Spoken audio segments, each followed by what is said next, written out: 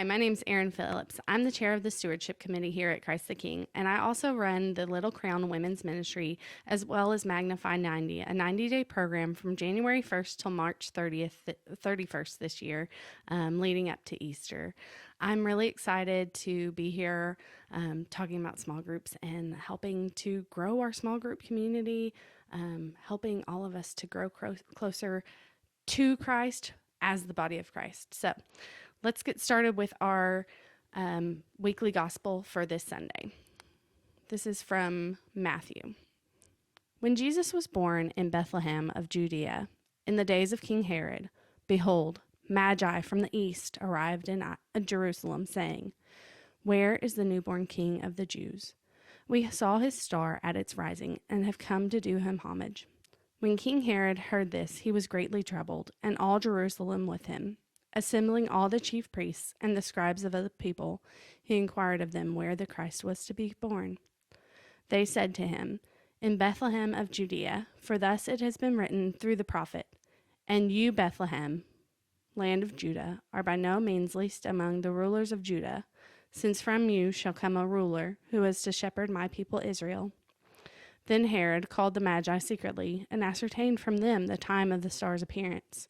He sent them to Bethlehem and said, "Go and search diligently for the child. When you have found him, bring me word that I too may go and do him homage." After their audience with the king, they set out. And behold, the star that they had seen at its rising preceded them until it came and stopped over the place where the child was. They were overjoyed at seeing the star. And on entering the house, they saw the child with Mary his mother. They prostrated themselves and did him homage. Then they opened their treasures and offered him gifts of gold, frankincense, and myrrh. And having been warned in a dream not to return to Herod, they departed for their country by another way.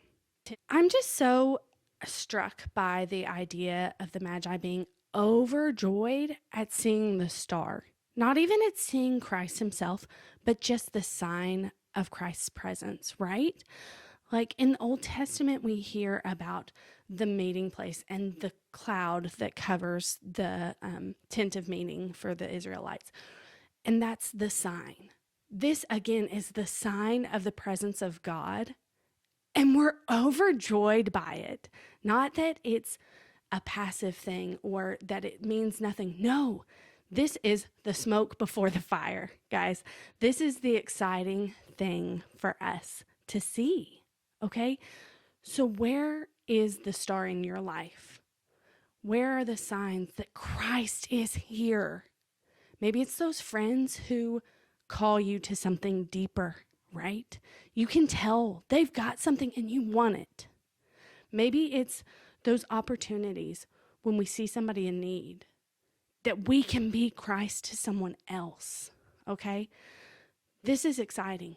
Let's look for those stars in our lives and be overjoyed, filled up to the brim, overflowing with joy in them. I hope you'll stick around and take a look at the discussion questions. I hope you'll have some good discussion with these questions and really come to know Christ more on this Epiphany Sunday and every Sunday throughout this year. Don't forget, this month our parish connection for January is Alpha. It starts January 14th. Who are you inviting? Who are you coming with, maybe, right? Because sometimes we need that personal invitation to have somebody else come with us.